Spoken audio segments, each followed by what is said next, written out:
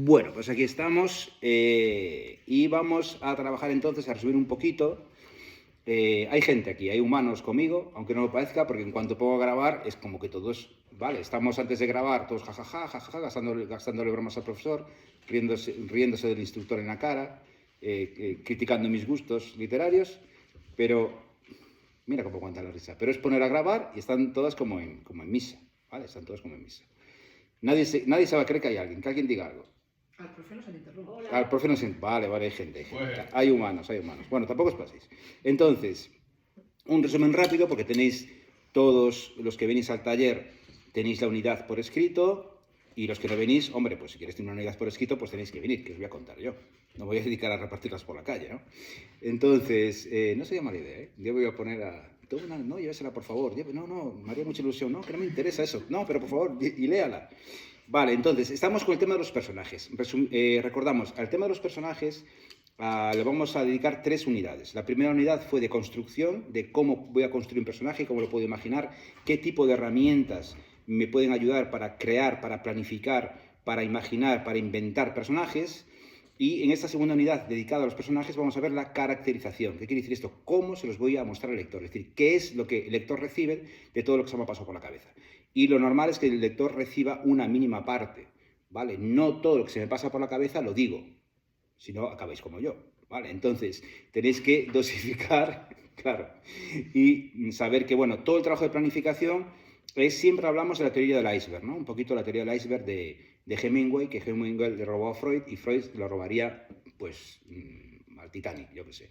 Es decir, que siempre la parte sumergida es mayor que la parte visible, y esa parte visible es lo que le entregamos al lector, ¿vale? Y todo lo demás es subtexto, es trabajo que nosotros tenemos creado, y eso crea, digamos, el cuerpo del iceberg. Y gracias al cuerpo sumergido del iceberg tenemos un iceberg, y gracias a eso el Titanic choca y se hunde, ¿no? Si no, el Titanic hubiese chocado contra un cubito de hielo y todavía estarían aquí. Bueno, no estarían aquí, ya estarían muertos todos, ¿no?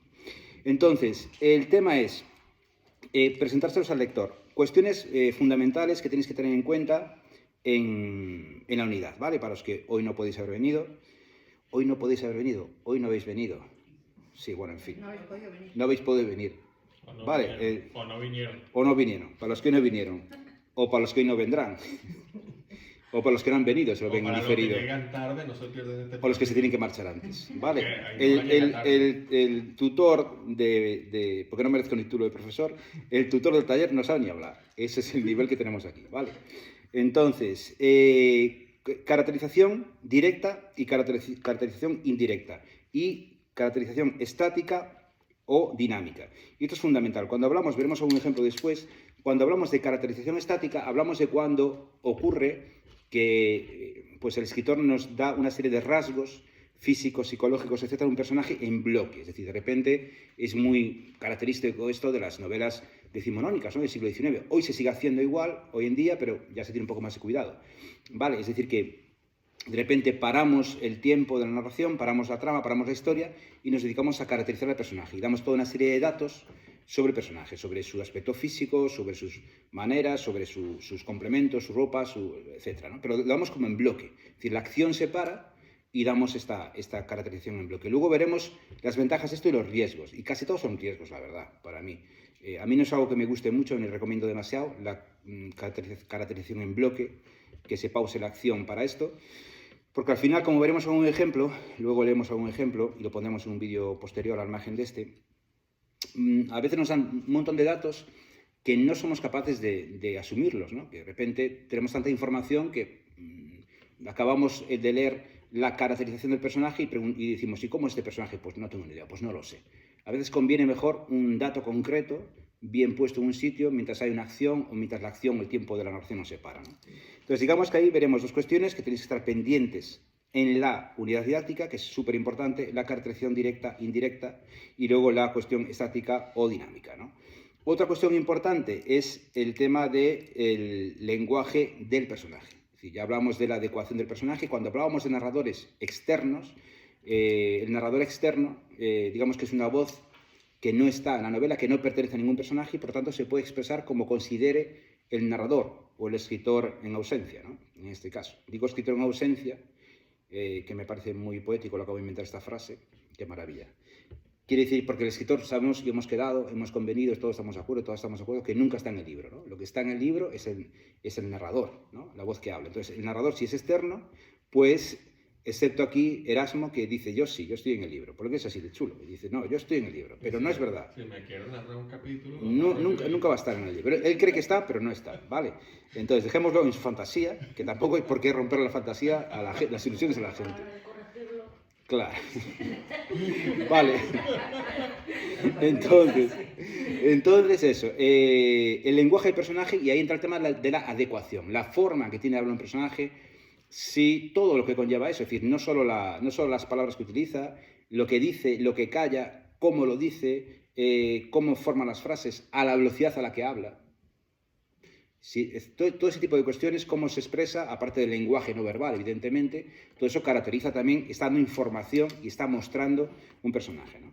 Y luego hay elementos que parece que no son importantes, que son, digamos, que no tienen que ver directamente con el personaje y que sí también ayudan a caracterizarlo, ¿no? Que son la atmósfera y el escenario, ¿no? O sea, el escenario o la atmósfera en la que esté situado un personaje también ayuda mucho a caracterizarlo, ¿no? Que sería del personaje de Heathcliff, de Cumbres Borrascosas, si nos paramos, ¿no? Si este Heathcliff vive en la calle El Príncipe de Vigo y sale con esa pinta y sale con esas maneras, se comporta de esa manera viviendo en El Príncipe, todo el mundo diría, bueno, esto es un enfermo, ¿no? Entonces, cuando está en la novela y está en Nos Páramos, pues dices tú, bueno, es que normal, si vives aquí en Nos Páramos tienes que ser como Heathcliff, ¿no? Que menos, ¿no?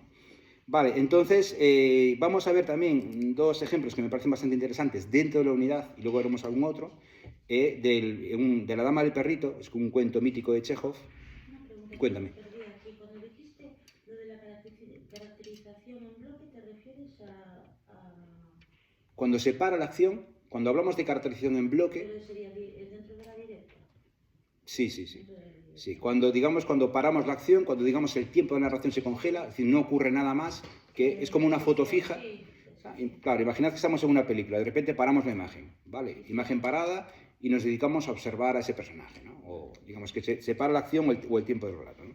Y dinámica es cuando la caracterización se mezcla en una escena y se mezcla con otras cosas, ¿no? Como veremos en el ejemplo de Carrie, ¿no? De Stephen King, que es el otro ejemplo que ponemos, ¿no? Entonces, en el punto 2, para que vayáis un poco con un guión de la unidad, si la queréis revisar, la caracterización directa, entonces las características de los personajes se dicen, ¿no?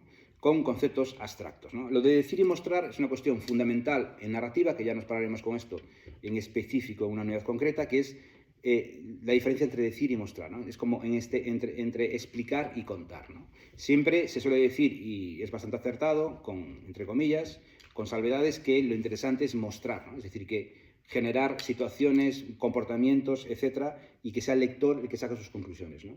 Cualquier cosa que pasa por decir o por explicar, digamos, no estamos dejando margen al lector, ¿no?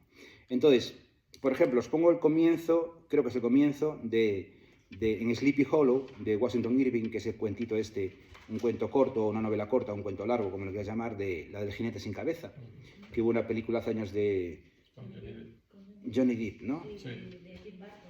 Tim Burton, sí. No sé por qué iba a decir con Britney Spears. No sé qué se me pasó por la cabeza. Britney Spears. Bueno, que ya hubo un tiempo en que perdió la cabeza. Que hubo un tiempo en que Britney Spears perdió la cabeza. Hostia. Vale, aquí a mi lado derecho está el becario que siempre me saca punta a todo. Vale, esto es fantástico. Entonces Washington Irving, para describir al personaje principal, que se llama Ichabod Crane, todos tienen nombres holandeses, claro, protestantes, dice, Ichabod Crane era una bellísima persona, ¿no? Entonces, claro, cuando tú defines tanto un personaje, ahí no está mostrando nada, ahí no está sugiriendo, ahí simplemente está diciendo, ¿no? Está explicando con conceptos abstractos que tal personaje era una bellísima persona. Bueno, no está mal en absoluto si queremos que eso funcione de esta forma, ¿no? Que de repente el narrador tiene prisa en decirnos que era una bellísima persona. Por lo que sea, elige esa opción. Pero daros cuenta que ahí nos está cerrando cualquier tipo de interpretación, ¿no? Al lector. Funciona como un narrador, cuando hablamos del narrador omnisciente, que juzga y dice las cosas y asevera y dice, este fulano es tal, o este personaje es tal cosa, ¿no? Entonces, eso tiene ventajas e inconvenientes. Generalmente más inconvenientes que ventajas, porque estás cerrando una información, ¿no? Entonces, bueno, realmente no estás dejando que el lector participe, ni se haga una idea, ni saque sus conclusiones, ni un poco siga el desarrollo o la caracterización de este personaje y le dejes margen para que el lector sea el que piense si es una bellísima persona o no. Otra cosa es que se diga de manera irónica, porque a lo mejor el narrador dice esto y luego lo muestra haciendo el tonto, ¿no? Entonces está identificando una bellísima persona como un tonto total. Bueno, podría ser este caso, que incluso a veces puede ser, ¿no? Entonces, otras opciones sería que otros personajes digan esto, por ejemplo, y digan de este personaje que es una bellísima persona. De repente, que este Ichabod Crane es una bellísima persona. Pues vale, podría ser, porque eso no es tan contundente, que como si lo dice el narrador externo. Si me lo dice un personaje, yo puedo dudar de un personaje, puedo pensar que realmente está definiéndose más él, ese personaje, que al personaje que describe. Esto lo veremos en el cuento de Chekhov cuando veamos que el protagonista, el hombre, el galán, se llamaría, ¿cómo le llaman hoy en día? El depredador. No sé si llega a ese nivel, el del protagonista del cuento de Chekhov. Cuando va tras la muchacha del perrito, empieza a hablar de su mujer, empieza a hablar pestes de su mujer, ¿no? Empieza a ponerla, bueno, madre mía, a pan pedir, ¿no? Y claro, eso, las corrientes neo-indignadas, bueno, no voy a seguir más, que después me llueven hostias, pues van a decir, oh, hombre, Chekhov, qué misógino, no sé qué. No, primero, Chekhov no está hablando de las mujeres así, porque este personaje habla de su mujer así y de las mujeres en general muy mal, ¿vale? Entonces, no es Chekhov el que está hablando así de las mujeres, es su personaje. Claro, entonces Chekhov no va a estar pidiendo disculpas, ¿no? Imaginad Chekhov poniendo notas a pie de página, bueno, perdonen, tienen que ustedes entender que yo amo a las mujeres, me parecen fantásticas, pero mi personaje es así. No, hombre, pues déjalo hablar. Y luego, súper importante, muy importante, que es eso, Chekhov no lo utiliza para caracterizar a la mujer de este personaje, porque esta mujer ni siquiera aparece en el cuento, o básicamente ni aparece. Lo utiliza para caracterizar al hombre, es decir, el hombre en el momento en que opina y habla así de su mujer, se está caracterizando a sí mismo. Y es por eso que Chekhov lo está utilizando, es como un espejo, ¿no? En vez de hablar directamente, muy inteligentemente, en vez de dar una caracterización directa o en bloque, diciendo, este tipo es así, así, así, así, que sería como muy moralista y no tendría ningún interés a nivel narrativo, Chekhov lo deja hablar y lo deja decir pestes de su mujer. Y eso lo está caracterizando a él, ¿no? No hay que ser muy inteligente para darse cuenta de que un hombre que habla así de su mujer, de buenas a primeras, con una persona que apenas conoce, pues se está caracterizando de una forma muy clara, ¿no? Y aunque él lo pensase, aunque fuese verdad, y aunque fuese la verdad que la mujer es así, que no lo sabemos, porque no tenemos el gusto de conocer a la señora, y incluso aunque el tipo lo pensase, el hecho que lo diga, el hecho que lo manifieste y lo verbalice ante una persona que apenas conoce y ante una persona con la que tiene intereses eróticos, sexuales, festivos, pues ya lo está marcando, está marcando muy claramente el perfil de este individuo, ¿no? Lo está caracterizando de una manera muy clara, ¿no? Y es mucho más inteligente eso que no pontificar y decir, este hombre es así, así, así, así, ¿vale?